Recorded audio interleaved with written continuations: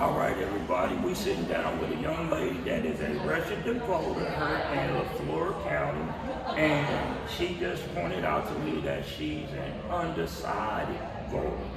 So I'm gonna ask her, what did Ms. Cyndi Munson say today that could possibly get her to say, okay, that's who I'm voting for? Well, first off, the reason why I came here today is because the first thing that made me want to come out is she was willing to come out to these smaller rural areas. She's willing to come out and meet the people, whereas like meeting opportunities for like you know, you have to go to the city. So when I hear that a candidate is willing to come to our area and is willing to talk to us, that kind of really intrigues me. I want to go hear what she has to say because she's willing to hear what I have to say. Now, I'm moderate. I am registered Republican. Because I tend to lean, when we started, but between the two candidates for Republican and, their debate, we heard what their issues are, how they feel. We heard about them arguing back and forth, but like Cyndi says, do they really pay attention to what their voters want, what their voters need? Do they really care about the little person? And I know Cyndi should work with Republicans who cross the line. She says she's willing to still do that, and I think that's extremely important. We need a candidate who is going to work with Democrats, with Republicans, but also remember, there's all of those other people in between. So that kind of intrigues me. I hope she's willing to hear all voices, listen to all voices, and not just one party over the other, because I think the two-party system just fails all around. We need people who care about everybody and real problems, real situations. I think she could do that, but it's still to be determined. They're all politicians. They're all going to say, what people want to hear, try to get those votes. But, with Cyndi, it seems like she is trying to listen.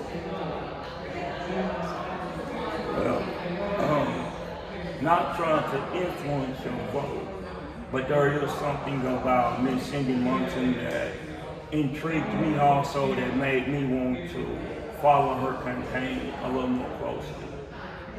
By me understanding the demographics of Nicholas Hill, and for her to be able to be a Democrat and still hold that Republican seat, that let me know that she was listening to her voters.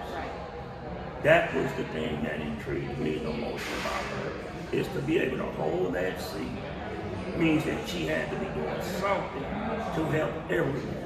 And so, and I noticed that too, because just hearing her story, how she started out holding the House Minority Leader, she didn't just get there overnight. She had to really work. She had to be willing to work across the aisle. She had to get those votes, and that's hard to do in mostly red states. So it definitely draws your attention, not just that. So I'm definitely watching her campaign. I still got an important vote that I got to make on August 25th too. So yes.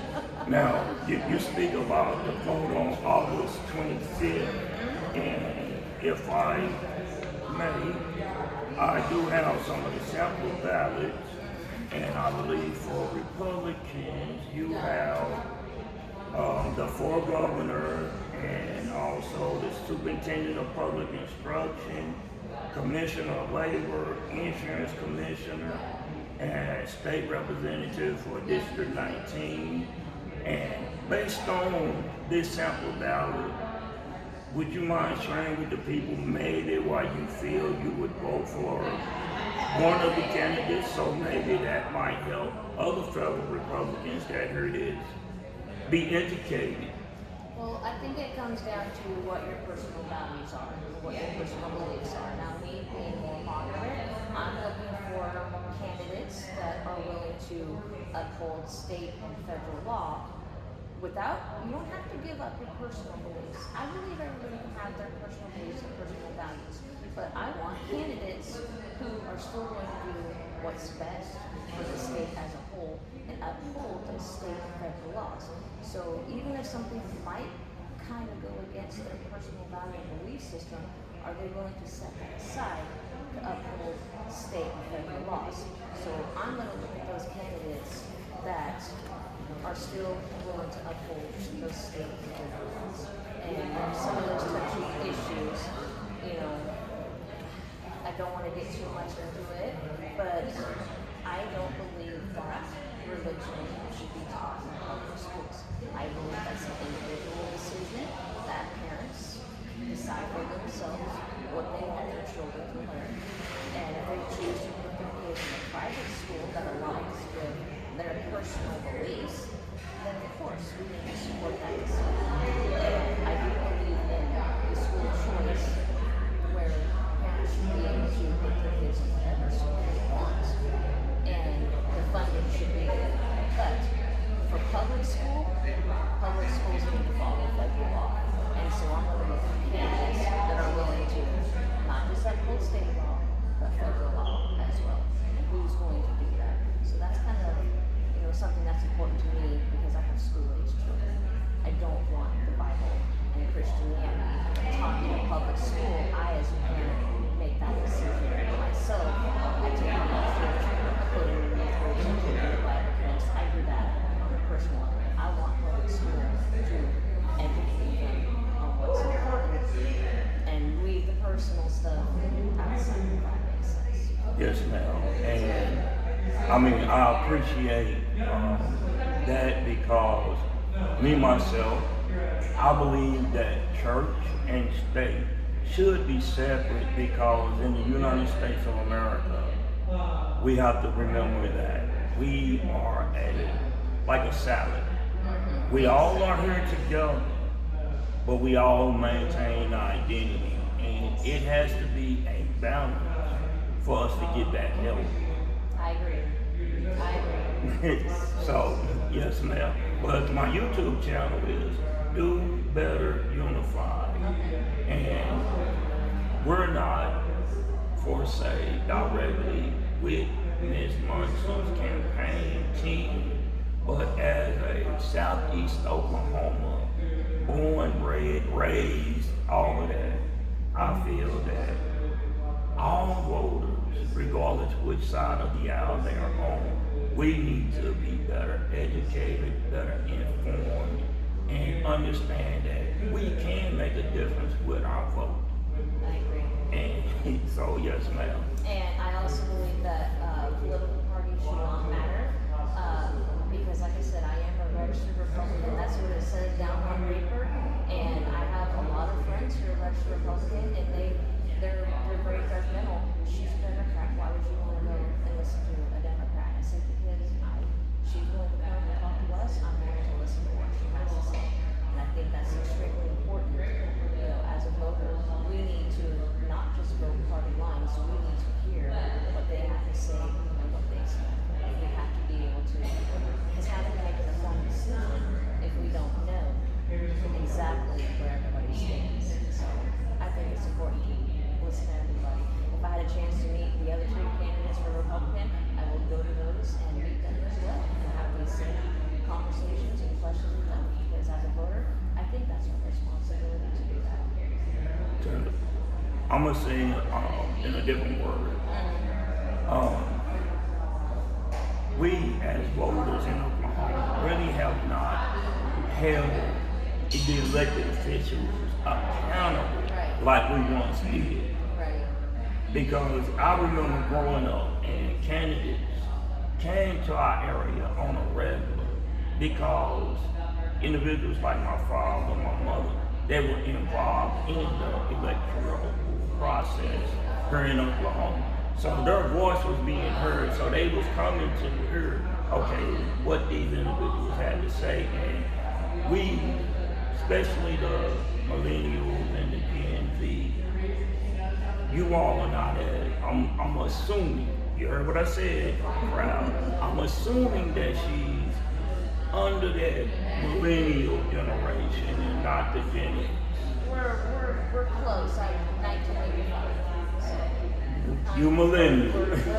we're close. Yes. So But that generational leadership, I feel that us as voters, even us as potential leaders, do not put enough emphasis on relatability for the ones that we make decisions for. Because I've been told numerous times, why don't you run? Why don't you run?